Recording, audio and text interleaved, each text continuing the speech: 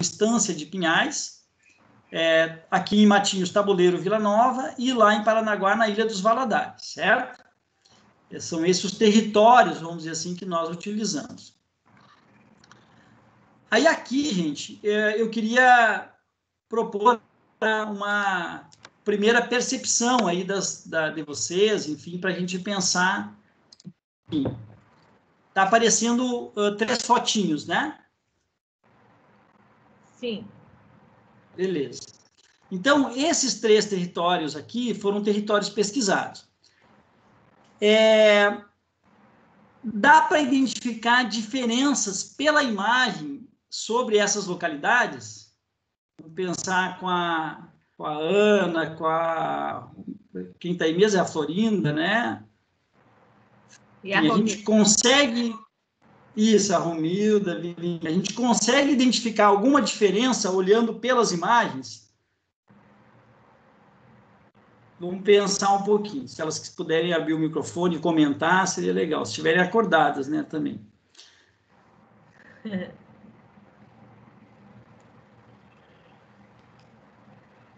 Vamos lá, meninas. Como eu não estou vendo a tela da... A Ana está escrevendo aqui. Estou aqui olhando, prof.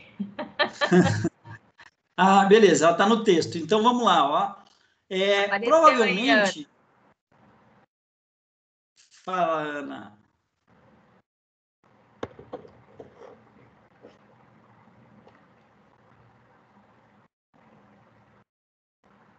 Então, vamos lá, ó.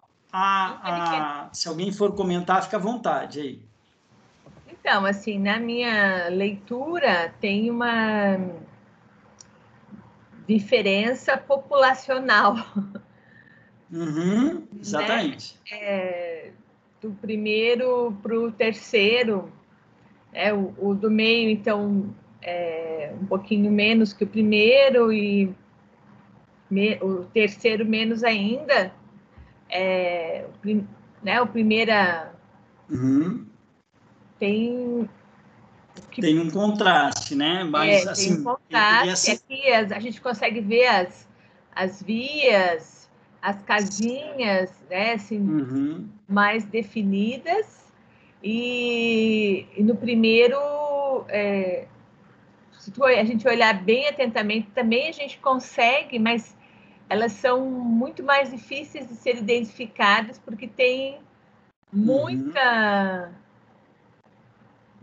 coisa aqui, muita casa, muita construção, né? Formação, então, a formação das quadras, né? Os quarteirões são, né?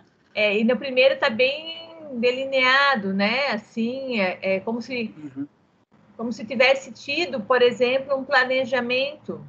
Exatamente. E esse planejamento tenha sido seguido. Exatamente. Que às vezes pode até ter tido um planejamento, mas ele não ter seguido, né?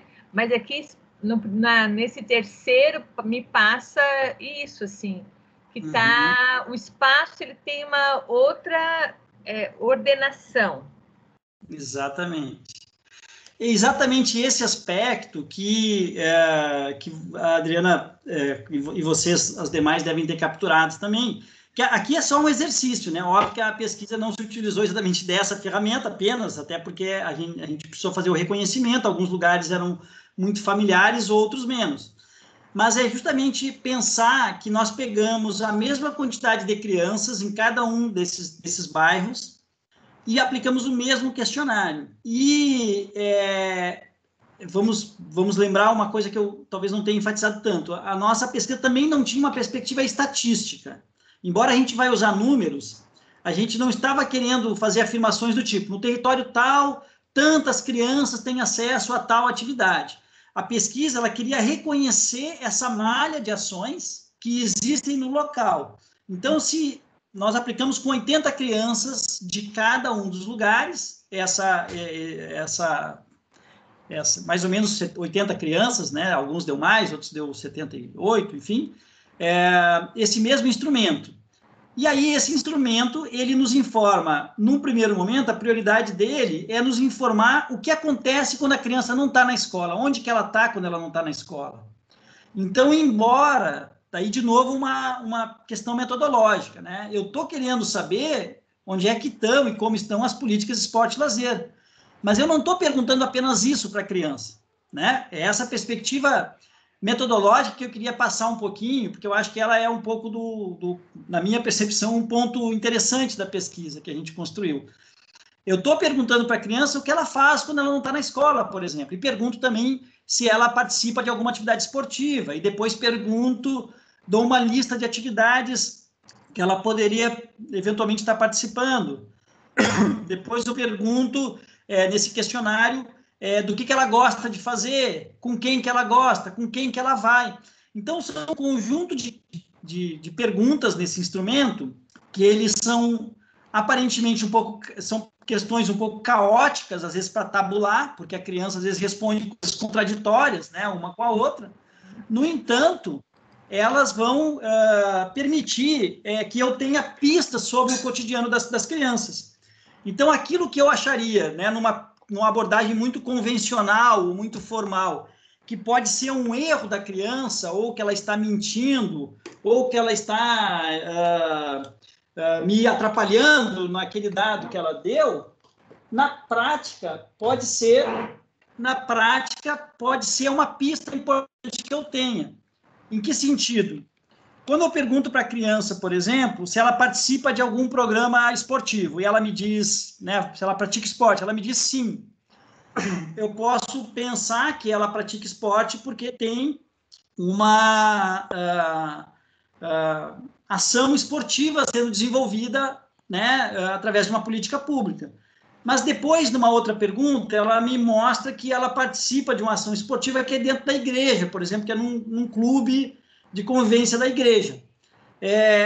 E essas informações, que, como eu disse, elas muitas vezes não são muito óbvias, elas vão sendo analisadas como se a gente fosse montar uma espécie de quebra-cabeça. Então, não adianta eu ter uma amostra para uma pesquisa dessa, dos 500 crianças, né, do mesmo local, porque o nosso objetivo nesse caso era reconhecer como que a coisa está chegando no território. É o território que eu quero conhecer através das informações das crianças sobre o seu contraturno, certo? Se ela vai em atividades próximas da casa dela, se ela vai longe, né? Claro que a gente poderia fazer uma pesquisa com uma pretensão mais estatística, de dizer quantas crianças têm acesso àquilo ou àquele outro. No nosso caso, não. Nós pretendemos identificar justamente que território é esse, o que acontece naquele território, o que a criança faz fora daquele território, do seu bairro. E quando eu peço para olhar esse mapa, é para justamente remeter a isso, né? Esse mapa não, essas fotos, é para justamente remeter a isso, quer dizer, qual é o cotidiano de experiências que uma criança pode ter acesso em cada uma dessas realidades. A Adriana capturou bem a diferença entre a imagem que está bem à minha esquerda, que é a imagem com maior densidade populacional, e a imagem do meio, ela é uma diferença até um pouco mais sutil, mas a gente percebe que tem uma organização maior na imagem do meio, das quadras, né, um loteamento. A gente percebe que o número de telhados, de casas, parece ser bem maior, né, na primeira imagem. E a gente tem um contraste grande com a imagem que está mais à minha direita, que é a imagem que mostra um outro padrão de edificações, né, uma outra espaçamento, né, largura das ruas, enfim. É só uma ilustração daquilo que, de alguma forma, a gente tem como hipótese que tem interferências em como é vivido o cotidiano das crianças. Vamos ver se a gente sai aqui e passa daí para o outro. Já vou concluir, tá, gente? É apresentar uns dados agora, professor, falando... Pode falar. Professor, uma pergunta. Esses 3 territórios que o senhor está mostrando aqui, também tem a ver com a classe social da criança? Boa pergunta. Os 3 territórios, eles são de territórios urbanos, considerado, vamos dizer assim, de classes populares. E por que a sua pergunta é importante? Porque até mesmo nessa perspectiva, né, se eu pego estatisticamente os grandes grupos, né, econômicos e sociais, eles às vezes podem me remeter a contextos muito diferentes, né? Então, são escolas que estão atendendo uma mesma clientela de escola pública, de crianças com rendas familiares, né, baixas, mas com uma diversidade também grande. Então, assim, são bairros populares, no sentido mais genérico, mas com muitas diferenças entre eles. Eu não comentei, mas o primeiro, então, aqui que a gente comentou é justamente uma foto da Ilha de Valadares. O segundo, uma foto aqui de Matinhos, né, da Vila Nova, Tabuleiro. E o terceiro, de Pinhais. Então, assim, estatisticamente, provavelmente, depois a gente pode confirmar um pouco mais ali na apuração dos dados, a gente está falando de um mesmo grupo social, né? De faixas de renda ou muito próximos ali. A clientela que frequenta a escola, nesse sentido, mas, em geral, ela tem muitas características em comum. Mas, ao mesmo tempo, nós temos realidades de infância bastante diferentes acontecendo ali, ou em alguma medida, diferentes acontecendo ali. E é isso que eu quero chamar a atenção agora. Então, assim, nós não perguntamos no questionário exatamente a renda da família, porque era para criança, né? Então, não é um item que a gente costumou trabalhar desde que a gente começou a aplicar esse mesmo instrumento há bastante tempo atrás. Mas a gente pergunta se a criança sabe há quanto tempo a família dela mora no local, que para nós é um dado também importante. Então, nessa primeira imagem mais densa, a maior parte das crianças, a grande parte das crianças, as famílias moram há bastante tempo no local, que é a Ilha dos Valadares. No caso de Tabuleiro, Matinhos, existe uma parcela grande de criança aqui na Vila Nova, Tabuleiro, que as famílias estão há pouco tempo no lugar. Existem famílias que estão há bastante tempo, mas chama a atenção, né, a quantidade de famílias, de crianças que falam que suas famílias vieram para cá há pouco tempo. Muitos nem nasceram aqui, né? Essas crianças foram do 3º, 4º e 5º ano, né? E também, lá em Pinhais, na última imagem, lá na instância do Pinhais, também famílias que se dividem entre famílias, vamos dizer assim, novas, né, na região, e famílias mais antigas. Bom, vamos dar uma olhadinha, então, num dado, para a gente poder também, eu estou falando para vocês tanto das premissas aqui, a gente já está quase no final, eu quero apresentar alguns dados, e aí a gente, os dados estão em análise ainda, enfim, depois fazer um comentário final, mas eu quero mostrar pelo menos alguns elementos que a gente achou interessante. A comparação do acesso às programações. Falta uma crase aqui, eu acho, mas vamos lá. Então, o que eu quero mostrar para vocês?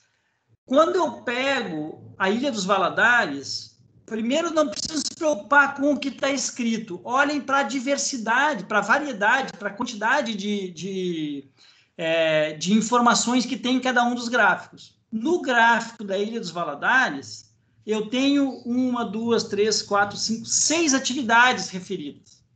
Do que as crianças, do que aquele universo de 80 crianças me citou que faz, eu tenho 6 atividades diferentes, né?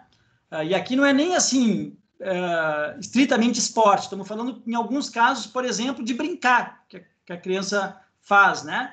Outro caso igreja, outro caso enfim, música. Então, é algo um pouco mais amplo, né, do que a criança está tendo acesso no seu contraturno. E também o número de crianças que conseguiu indicar alguma atividade foi bem pequeno, dá mais ou menos umas 15 crianças e tal, se eu não estou enganado, um pouquinho mais. Já em Matinhos, eu tenho uma quantidade maior de atividades ou de programações referidas, né? E também uma quantidade maior de crianças indicando as atividades. E já no caso da instância de Pinhais, eu tenho uma diversidade bem maior, especialmente se comparar com a Ilha dos Valadares, de atividades sendo referidas.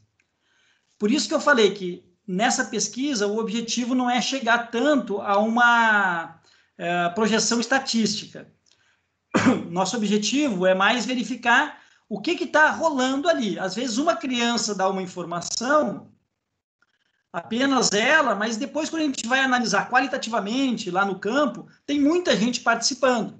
É que o nosso instrumento foi aplicado para um grupo de crianças. Então, nesse caso, a nossa estratégia era qualquer informação que venha das crianças, ela é relevante, mesmo que, às vezes, o número de pessoas que informaram aquela programação seja bem pequeno.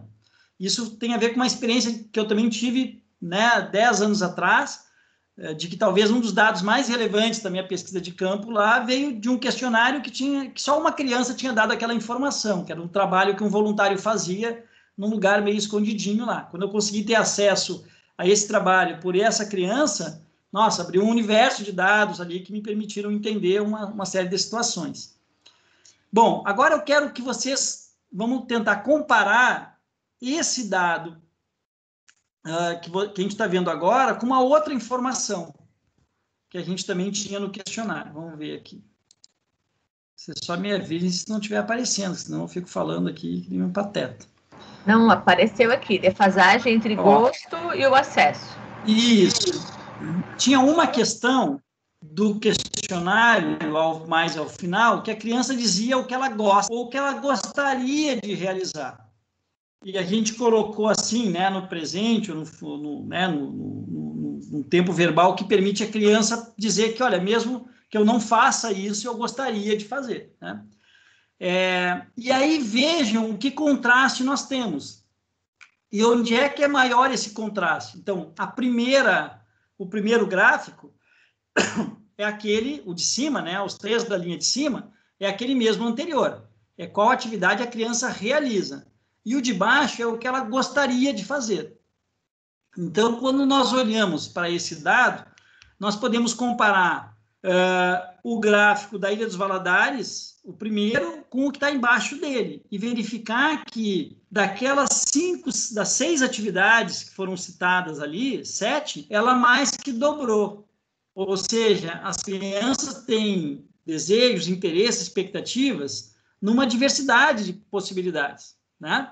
Ou já fizeram, eventualmente, algumas dessas atividades. Por exemplo, existia lá em Valadares, por que a natação é a segunda atividade citada que as crianças gostariam de fazer?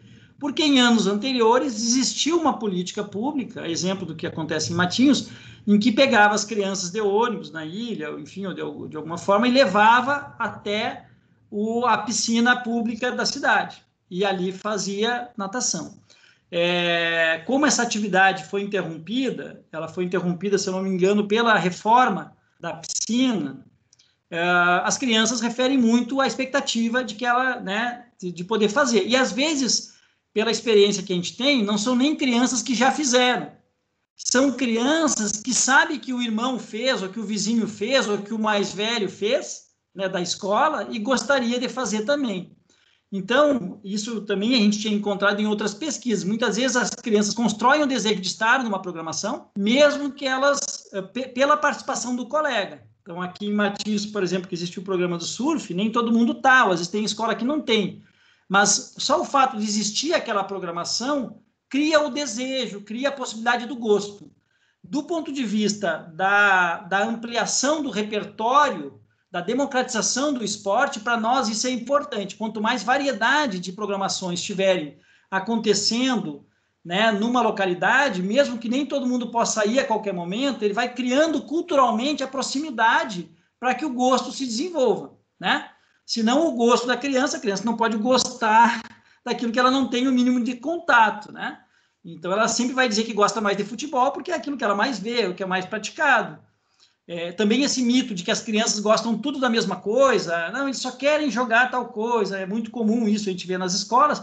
Aqui a gente vê a variedade que crianças estão indicando de possibilidades de práticas, de atividades, né, de ocupações que envolvem o esporte e o lazer. Então, a gente pode comparar esses dados, né, da Ilha de Valadares com ele mesmo, e assim os demais, né, com os dados das próprias crianças, como também verificar que, se na primeira linha de cima existia uma grande diferença entre a Ilha dos Valadares, Matinhos e Pinhais, nesse caso de baixo, a diversidade do desejo já não é tão grande. A desigualdade está justamente entre essa defasagem, entre a possibilidade do desejo, né, do gosto, e o acesso efetivamente, tá?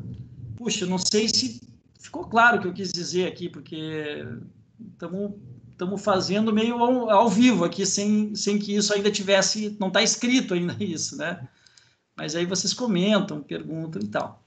Aqui um outro dado que eu trouxe, assim, para a gente pensar um pouco. O que a gente viu? Que a comparação da forma e do meio de acesso. E aí vai remeter uma pergunta que me foi feita, só não sei se foi a Florinda ou a Romilda que fez, que foi a pergunta sobre classe social, né? Aqui a gente tem uma pista um pouco para interpretar. Aqui a pergunta era como que a criança ficou sabendo da programação, ou como que ela fica sabendo das atividades que tem fora da escola, ou fora do turno escolar. É impressionante a importância da escola para difundir essa informação, né? Então, por exemplo, na Ilha dos Valadares, que praticamente não tem atividade acontecendo, certo? A gente já comenta um pouco isso. Mas também, no Tabuleiro, né, Vila Nova, a importância da escola é muito grande. É a escola o principal veículo de que eles tenham não apenas as programações, mas informações sobre as programações, certo? Bom, vejam lá em Pinhais que a forma mais citada foram os parentes.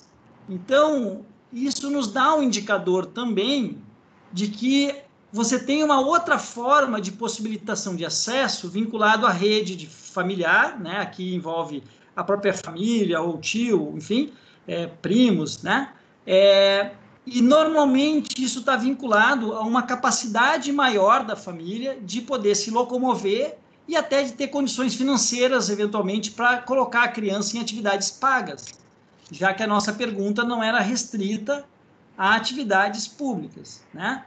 Então, por exemplo, quando a gente olha para os dados de Pinhais em relação a quais atividades, a gente vai ver que, em meio a outras atividades relativamente acessíveis, existem certas atividades que provavelmente são particulares, da mesma forma, né, ou são pagas, da mesma forma em Matinhos, né, tem academia sendo citada, tem modalidades de lutas, que a gente sabe que, em geral, são atividades pagas, assim como as atividades públicas, né?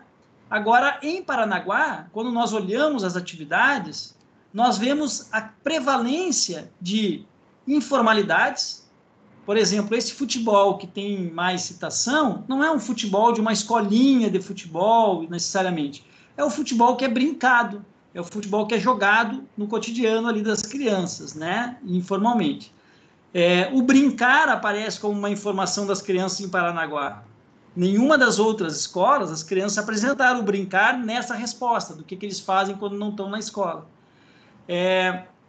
A música, a gente não tem exatamente uma pista clara, mas a capoeira, por exemplo, a gente sabe que é um trabalho de um voluntário, de um professor voluntário, que a própria Associação de Moradores estava pagando ele para fazer. Voluntário não, né? Mas ele estava lá desenvolvendo oficina pago pela Associação de Moradores, ou seja, não é uma política pública, é uma iniciativa mais pontual da própria Associação de Moradores. Desbravadores, agora eu não tenho certeza, mas eu acho que é uma ação vinculada a uma programação religiosa, né, de alguma instituição religiosa. Enfim, então, quando a gente olha para a Ilha dos Valadares, a gente está olhando para um território em que fica evidente pelos dados em que há uma menor, apesar de haver uma grande um território caracterizado por uma intensidade dos laços comunitários, de vizinhança, de convivência. As crianças citam muito o brincar na rua, né? Por outro lado, a gente está vendo vamos dizer assim, uma baixíssima oferta de programações formais, certo? Puxa, saí ali daquela tela que estava já me incomodando, eu ficar aí apresentando informações e tal. Pessoal, para finalizar, assim, o que eu queria dizer? Por que esses dados estão incompletos e eu apresentei dados parciais? Porque a pesquisa tinha sido elaborada para aplicar esse instrumento. Lembra que eu falei que o projeto só pôde iniciar em 2019, então nós aplicamos o instrumento em 2019. Em 2020, nós faríamos a parte qualitativa do trabalho, que era justamente escolher um número de situações para, em visita de campo, em observações, poder conhecer mais de perto e poder também ter contato com crianças e ir reconhecendo esse território com mais riqueza, né? E reconhecendo também o cotidiano das crianças. Entretanto, nós iniciamos 2020 e, em seguida, né, a pandemia, como sabemos, cancelou todas as atividades. Então, bom, nós realmente deixamos esse trabalho incompleto por motivo de força maior e acabamos utilizando outras estratégias de complementação dos dados, mas não pudemos, vamos dizer assim, realizar aquilo que estava planejado. Realizamos essa análise desses dados, tem alguns dados que estamos discutindo junto com o pessoal da UEM, da UniOeste, né? E no mais, nós mantivemos o contato que foi possível com as famílias, chegamos a fazer um diálogo, que produzimos também um levantamento sobre a situação das aulas remotas a partir desse contato, né? Mas foi vamos dizer assim, um incremento da pesquisa num contexto ali que não estava, né, obviamente, dentro do planejado. Vamos desistir por aqui, né, para poder aí ver se ainda tem algo que possa rolar aí de conversa, tá bom? Muito obrigado pela atenção, desculpa aqui o tempo que foi longo. Não, mas foi muito legal, assim, eu fiz algumas anotações aqui, algumas coisas que eu queria destacar e parabenizar, mas antes eu queria ler aqui, não sei se chegasse a ver, a Ana Luísa fez uma pergunta. Estás conseguindo acessar aí o chat? De que forma a oferta de programas esportivos realizados no território da criança ou longe dele interfere no cotidiano delas e das famílias? Quais os pontos positivos e negativos e ambas as possibilidades? Entendi, bem legal. Eu não consegui acessar o chat aqui, eu não sei se foi a forma que eu tive acesso aqui, que não me liberou para mim o chat. Então, peço desculpas aqui. Mas eu posso comentar o que a Ana falou? Sim, sim. Tá.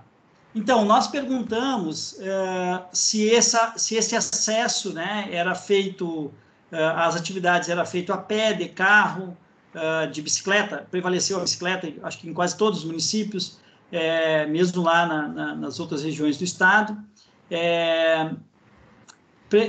Identificamos com quem a criança vai até a atividade, se ela é acompanhada de um adulto, porque isso tem muito a ver com a autonomia que a criança pode ter.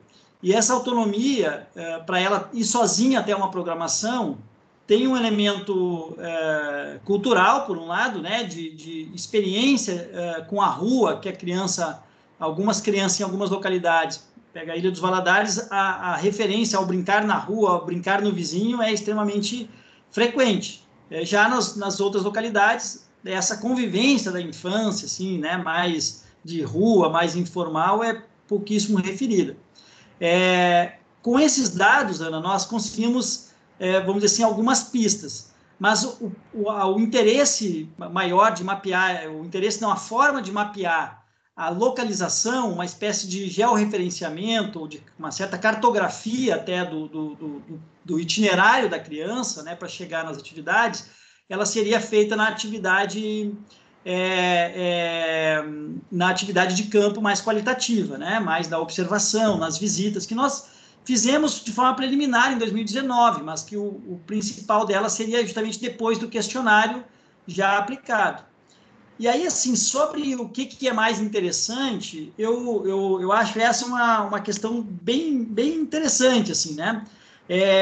Não tanto por esses dados de agora aqui, mas talvez se apliquem um pouco à realidade da Ilha dos Valadares, né? A minha pesquisa, a Ana, como outras colegas, foram também alunas aí em algum módulo, enfim, eu apresentei certamente dados também da pesquisa com crianças lá em Porto Alegre, e eu brinco que eu estava pesquisando a população de Matinhos, não estava pesquisando a população de Matinhos, estava pesquisando numa localidade, num território, em que a população de Matinhos, 30 mil pessoas, estavam concentradas em 2 quilômetros quadrados, né? Então, é algo na linha da Ilha dos Valadares, só que muito mais denso ainda, né? Em vários sentidos. Mas a densidade populacional muito grande lá. E aí é interessante, porque, em geral, dentro da universidade, a gente fazia projetos, o pessoal da universidade ia lá, ia trabalhar no campo, e tinha uma percepção meio recorrente, assim, tanto no campo como na escola, na comunidade, né? O discurso de quem era da universidade é assim, não, nós não temos que trazer eles para cá, nós temos que ir lá trabalhar com eles onde eles moram mesmo. E tem uma certa convicção nessa fala de uma certa lógica pedagógica, né, de valorizar a realidade do outro, né? No entanto, é aquele problema da projeção que a gente faz do lugar que a gente está, né? Frequentemente, as crianças estavam loucas para ter acesso a uma oportunidade de ter que conhecer um ginásio poliesportivo de verdade, por exemplo, e não mais aquele campinho que eles já nasceram nele. Então, aquele campinho lá, que ele é um espaço muito interessante para a gente conhecer, mas ele é um lugar em que, para a criança, já é familiar. Então, ela imobiliza muito menos, né? A adesão dela a uma programação quando há uma certa repetição daquilo que ele já faz, né? E isso é meio generalizado, quer dizer, lamentavelmente, muito daquilo que acontece no esporte do lazer, né, nesses contextos, seja por impossibilidade de ser de outra forma, mas seja também porque às vezes as pessoas acham que aquilo seria melhor, é feito de uma forma, eu diria assim, teve futebolzinho que eu acompanhei sendo realizado em algumas instituições, até de atendimento social, né, conveniadas, que tinha dinheiro, né, vindo do Fundo da Criança e Adolescente para desenvolver uma escola de futebol lá e tal, que a criança ela poderia ter acesso àquilo por conta. Não precisava, entende? Quer dizer, era tão pouco atrativo, porque era tão próximo do que ele já fazia. Então, assim, eu também tive que elaborar muito essa percepção, né? O que é o direito ao esporte e ao lazer, por exemplo, para uma criança pequena, em que ela quer ficar mais perto de casa.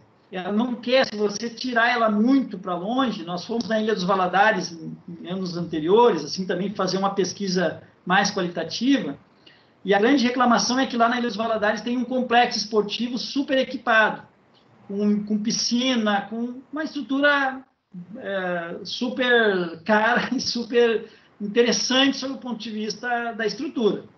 Mas a reclamação era, as crianças não vão e os adolescentes não vão, né? E alguns achavam que era só falta de iniciativa de quem estava na gestão. E, às vezes, o equipamento não está pensado no lugar certo do território. Quer dizer, era um equipamento para ficar no centro de uma cidade, né? Ou numa região mais central, e não dentro da ilha, né? No sentido, por quê? Porque a gente viu que a criança pequena, o problema dela não era ter um lugar com piscina, era ter um playgroundzinho com o balanço em manutenção em dia, com a gangorra, com os brinquedos, porque era ali que ela circulava, é a rua que as crianças estão falando, na frente de casa, na vizinhança. E aí, quando chega na fase da adolescência, eu não quero mais ficar dentro da vila ou dentro da ilha. Eu quero poder ir, no caso de Valadares, eu quero poder ir para a ponte. Eu quero interagir com outras pessoas. Eu quero, de alguma forma, eu quero me sentir também parte daquilo que é a cidade, e não apenas aquilo que eu já sou, que é o bairro. Que, aliás, vira frequentemente um estigma para o jovem da periferia. Então, na Ilha dos Valadares, assim como lá em Porto Alegre, às vezes a gente achava que estava fazendo muito, fazendo uma coisa que eles já faziam lá. Que não é que não tenha que ter, mas ter equipamento, ter bola, ter disponibilidade. Eu lembro que eu mediava muito lá o grupo do basquete, que era bem pequeno, que era mais a galera do hip hop, com o grupo do futebol, que era imenso, né, mas que só tinha o mesmo espaço para jogar. Então, tu ser o mediador desse uso do espaço e tal, é uma coisa interessante. Agora, os jovens querem poder atravessar o outro lado da avenida, no asfalto, como se costuma dizer, né? E não ser olhado como potencial assaltante daquele bairro que ele está indo. Então, por isso que, às vezes, essa ideia de onde que eu oferto, a gente tem que ter uma atenção. Por um lado, as ofertas têm que estar próximo das pessoas, com equipamentos, as crianças pequenas, principalmente, têm um certo tipo de demanda. Por outro lado, os adolescentes têm expectativas também de poder usufruir da cidade, e o esporte não deixa de ser um lugar em que ele possa também experimentar espaços que não pertenceriam ao cotidiano dele, né? Tá bom? Legal. Eu queria... Você quer falar, Romilda, que você apareceu aí? Então, fala primeiro. Oi, professora. Oi, professor. Eu só queria fazer umas perguntinhas em relação à atuação da universidade ali na Vila Nova. Como que é? Você tem vários projetos em relação aos esportes, à educação ali, e em como isso gera, e se gera, né, um desenvolvimento, assim, para eles. Se eles possuem um pouco mais vontade de estudar, o que o esporte leva ali para eles, sabe? O que eles pensam em relação a isso, como que eles encaram, ou se eles veem isso só como um lazer mesmo, ou se por um acaso os mais jovens, né, conseguem ter uma percepção maior em relação ao futuro, ao esporte. E eu acho que era isso. E é isso. Tem alguma diferença, né? Se o professor conseguiu distinguir, assim, antes do esporte, como era, né? Uma criança ou um adolescente antes do esporte entrar na vida deles. Uhum. Entendi. Esses dados de agora, eles ficaram bastante limitados ao questionário, né? Então, como eu disse assim, a pesquisa tinha uma pretensão, talvez até meio exagerada, sim, mas ela, de fato, ficou incompleta. Só que eu acompanhei alguns trabalhos de TCC exclusivamente sobre os projetos aqui de Matinhos, né? Que frequentemente atendem ali também. Eu diria assim, teria um capítulo separado para se conversar só sobre essa possibilidade, né, de relacionar o envolvimento com uma atividade esportiva, né, com um benefício que a gente diz para o desenvolvimento ou para a aprendizagem, né? Tem toda uma discussão sobre isso que a gente não conseguiria entrar aqui. O principal problema é que, para pesquisa, fazer esse tipo de questionamento tem a ver com aquilo que eu falei um pouco, né? Quando a educação, como educador, eu tenho que ter convicção, eu tenho que desejar que o meu trabalho ajude aquele sujeito, não apenas para que ele saiba chutar uma bola ou, né, jogar um vôlei ou nadar, enfim, mas para que ele possa tirar mais disso como cidadão, como sujeito, enfim. Agora, a pesquisa, eu acho que ela não deve, às vezes, simplificar esse fenômeno, né? Quer dizer, o que conta na vida de uma criança para que ela tenha, por exemplo, uma possibilidade de se mobilizar mais para estudar ou para desejar algo do futuro, são muitas variáveis, né? E vamos dizer assim, às vezes há pesquisas na área do esporte que já tem a resposta. Quer dizer, o que eu quero é provar que o esporte vai resolver a vida da criança.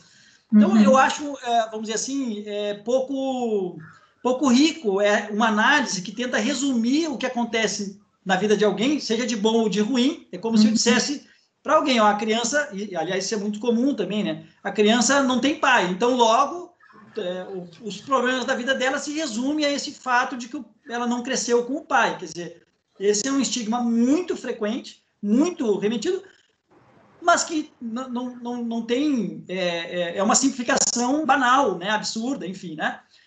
Então, tem esse aspecto para cuidar em termos de pesquisa, né? Agora, sim, eu acho que tem bons resultados em algumas ações, justamente quando elas não assumem exageradamente ou até muito ingenuamente esse discurso de que eu vou salvar a criança. Por que eu digo isso? Eu acompanhei muitas programações. Em algumas delas, era muito comum as pessoas reclamarem das crianças, que eram muito problemáticas e que não conseguiam lidar. Só que quando você elabora os projetos, você usa justamente o argumento de que o esporte vai salvar a vida da criança. Vai fazer ela ter disciplina, vai fazer ela estudar mais, mas aí... né, num passe de mágica, as coisas se invertem. Quer dizer, depois que eu justifiquei no projeto que o esporte é lindo e maravilhoso e pode resolver os problemas da criança, eu começo a querer que a criança já chegue para mim com um comportamento, né? É como se eu estivesse num CRAS ou num CRES e não quisesse atender famílias que estejam instáveis sob o ponto de vista dos seus problemas, né? Vamos dizer assim, falando para a área do serviço das políticas sociais, né?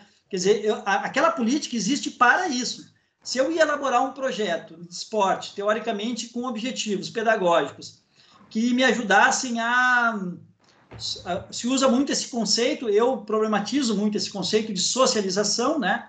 dessa forma, né, essa forma de usar o conceito, mas se fala muito, eu vou socializar as crianças. Aí as crianças chegam com todas as características e problemas, né? E às vezes, se de fato eu escolhi crianças que vivem em situações mais complexas, né? Às vezes a criança está perto do tráfico de droga, tem alguém envolvido, ela lida com moralidades de forma diferente daquelas do projeto, e aí eu passo a reclamar do público que eu estou atendendo. Então, é um problema, vamos dizer assim, né? De banalização dessa ideia de que eu vou converter as crianças a um caminho. É complicado isso. Por outro lado, as instituições, alguns projetos, às vezes começam a inverter a lógica, que elas transformam aquilo que seria um objetivo do meu trabalho pedagógico num critério para entrar no projeto. Então, eu escrevo no projeto que eu vou, por exemplo, ajudar a fortalecer o vínculo da criança com a escola, e depois quero que a criança me apresente um boletim de que ela não está infrequente, que ela me apresente que ela está com bons resultados. Quer dizer, é muito complicado. Nós investigamos um projeto uma vez de tênis em outra cidade, em Porto Alegre, não quero ficar dando a ideia de uma caça às bruxas, não é isso, porque o pesquisador, a gente está num lugar muito confortável para julgar os outros, então tem que ter esse cuidado, né? O que eu quero chamar a atenção é para a complexidade e para as dificuldades, às vezes, de alguns discursos. Mas esse projeto tinha muita grana, porque ele era de tênis e era gente com grana que bancava a estrutura melhor de Porto Alegre, enfim, para... E aí os resultados divulgados, em certo momento, pela instituição, eram assim, 100% de adesão à escola, não sei quantos, né, ótimos indicadores dessas questões de comportamento, escolaridade e tal. Quando a gente foi pesquisar como as crianças eram selecionadas para entrar no projeto, bom, não era a equipe do projeto que escolhia as crianças que entraram, era a escola. Quem que a escola indicava para entrar no projeto?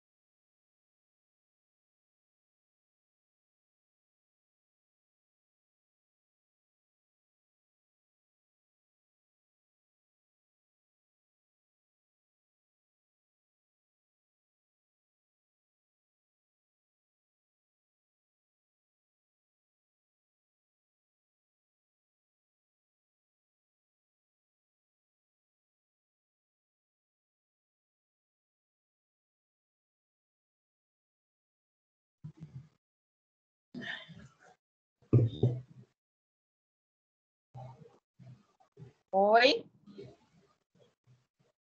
Oi. Nossa, caiu geral aqui, entrei pelo dados móveis do celular. O professor está aí ainda? Ele também caiu? Não, todo mundo caiu, professora. Puxa. Tomara que a gente não tenha perdido a gravação, né? Tomara mesmo. Eu achei que só eu tinha caído. Eu também pensei que só eu tinha caído, mas pelo jeito todo mundo,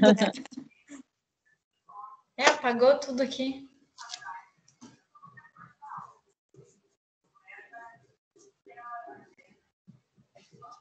Eu estou tentando entrar de novo pelo computador, não estou conseguindo.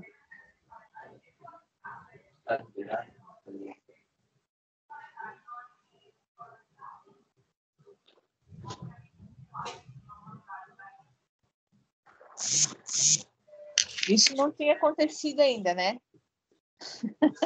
Não. Ah, mas essa experiência tem que ser completa. É, né? Exatamente.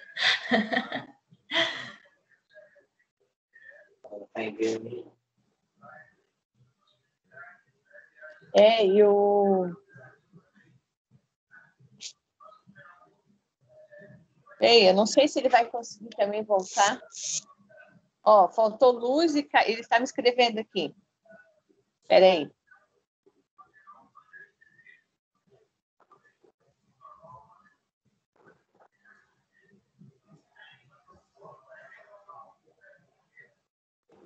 Ai, meu Deus, pessoa perdida aqui.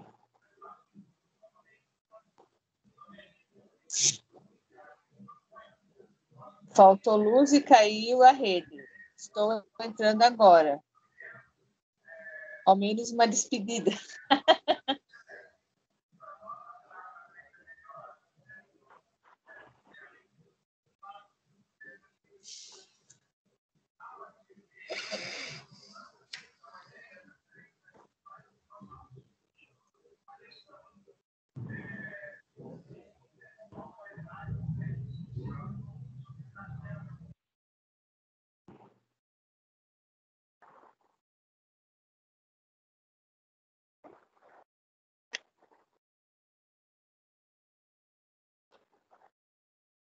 Tá. Tu conseguiu entrar pelo computador, Romilda? Mostra aí que tá gravando? Tá, a gravação foi iniciada, tá escrito aqui. Eu acho que ainda continua. Mas qual que é o tempo dela? Aí eu não consigo ver, professora. Eu acho que só tu consegue. Ah, tá. Ó, o Tomassim voltou. Também caiu aí a rede de vocês? Sim. Ah, a minha câmera ela tá invertida. Celular. Ai, professora. Não, vou fechar aqui, então.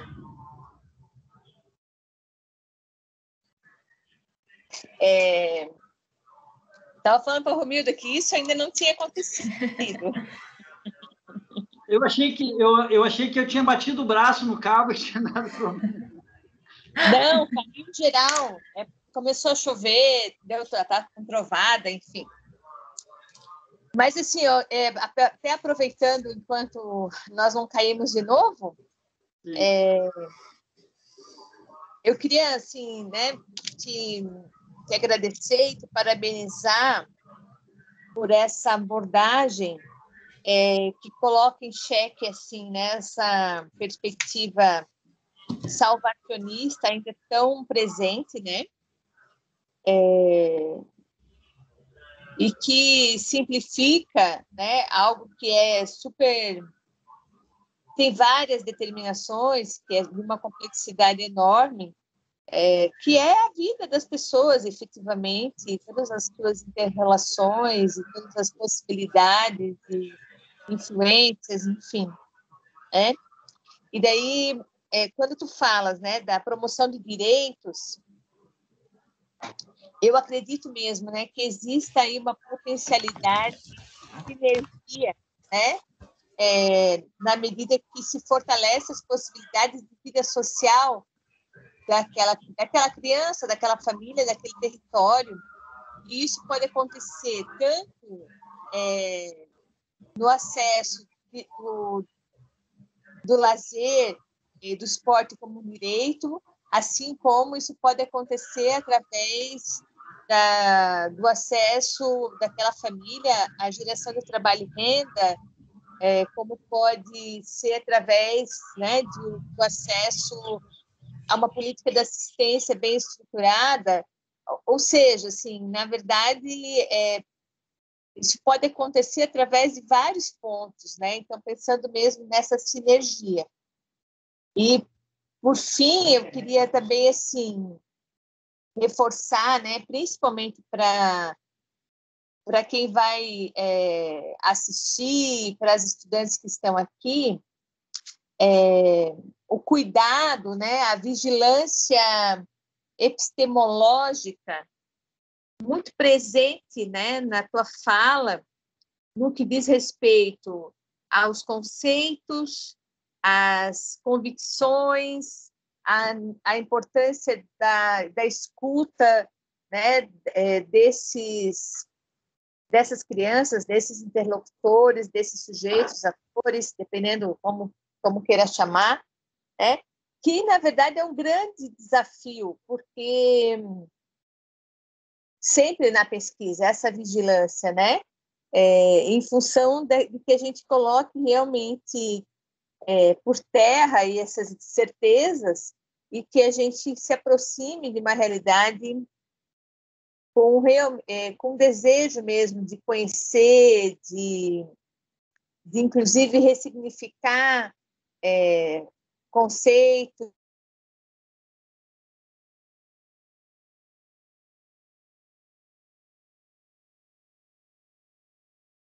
Caiu de novo, não? Fecha aí, amor, por favor. Não. Essa vigilância epistemológica, eu acho que ela é fundamental, né? E ficou muito presente, assim, né, na tua fala, nas tuas considerações. Eu acho que isso é um alerta, né, para todos nós aí que nos colocamos nesse desafio de pesquisar, de conhecer um pouco mais uma realidade. Legal, Adriana. Agradeço aí. Eu acho que tem uma necessidade fundamental aí para as pesquisas, que é conversar, né, fazer interlocução. A gente não pode todo mundo fazer parte do mesmo grupo de pesquisa o tempo todo, mas oportunidades como essa daí te permite isso, né? Então, numa pergunta, num questionamento, a gente vai exercitando, né? Então, esse é um trabalho que a gente tem uma publicação bem inicial, aí, que vai sair um livro, na verdade, que eu falei da Rede 7, eu falei de uma pesquisa, mas, na verdade, são 7 pesquisas simultaneamente sendo desenvolvidas por 7 universidades, com parcerias e tal, sobre outros temas. Algumas delas estão pesquisando os gestores, algumas estão pesquisando história, enfim, né? Então, vai sair um livro, assim, tem um primeiro levantamento, mas o mais importante, eu acho que é esse processo, né? E, então, eu agradeço muito aí, porque eu ainda brincava, porque eu acabei não citando aqui para vocês quem compõe a equipe aqui na UFPR Litoral, que era uma coisa que eu devia ter feito lá no início, né?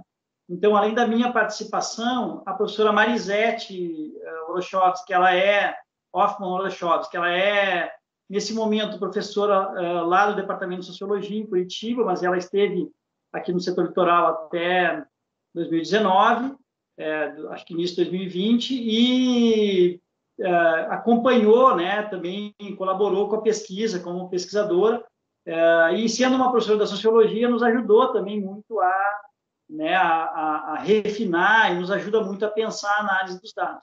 Nós temos, no momento atual, 2 bolsistas, uma bolsista remunerada pela Rede SEDES, né, como bolsista da graduação, e uma colaboradora, uma voluntária. Então, é a Thalita, que é moradora, inclusive, de Paranaguá, e a Melissa, que é aqui de Matinhos. Ambas estão nesse horário em atividades de trabalho, porque a Melissa está compatibilizando a bolsa com uma outra atividade lá que envolve uma situação familiar, e a Thalita, né? E a Melissa também trabalha na rede municipal, tem que cumprir o expediente.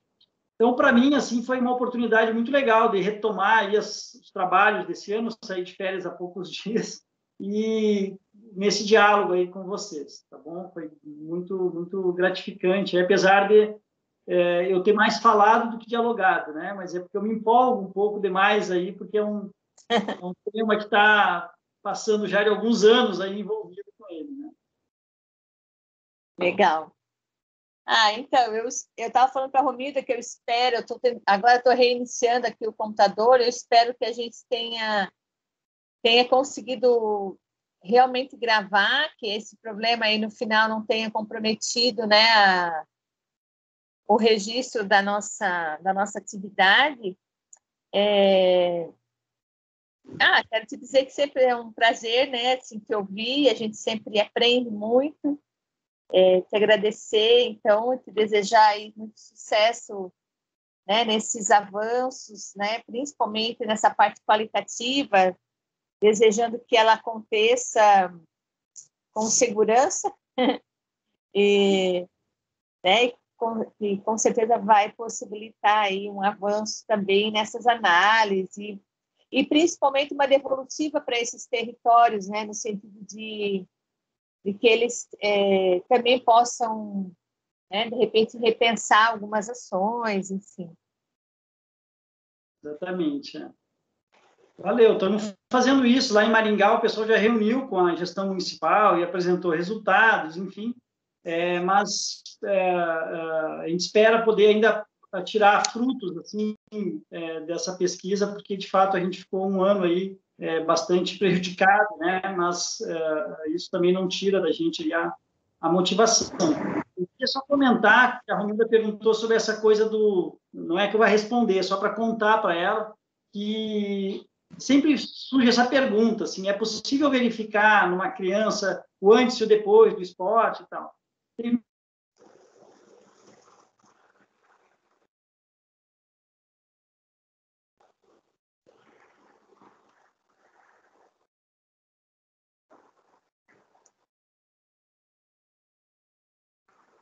Caiu de novo, né? Aqui aparece que ele travou. Na hora.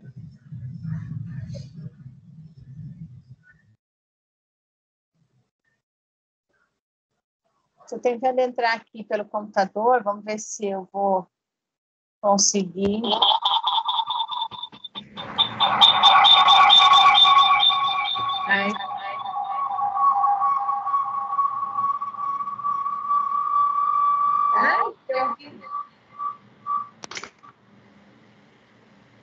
Tá, a pessoa entrou por 2 lugares, né? Ó, acho que ele está voltando.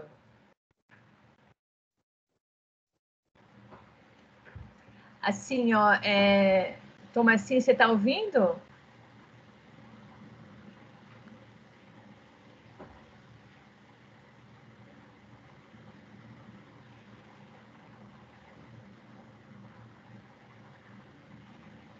Não.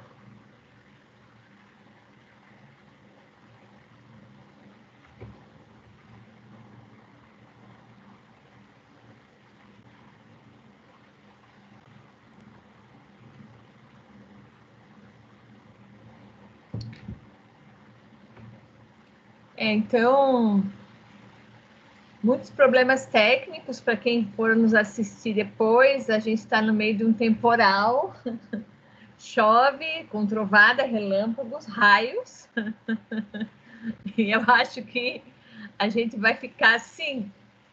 De qualquer forma, deu para... Assim, a gente teve, né, a oportunidade de ouvir várias coisas e grande parte aí, né, da explanação. Fico com muita pena, mas acho que a gente vai ter que encerrar mesmo.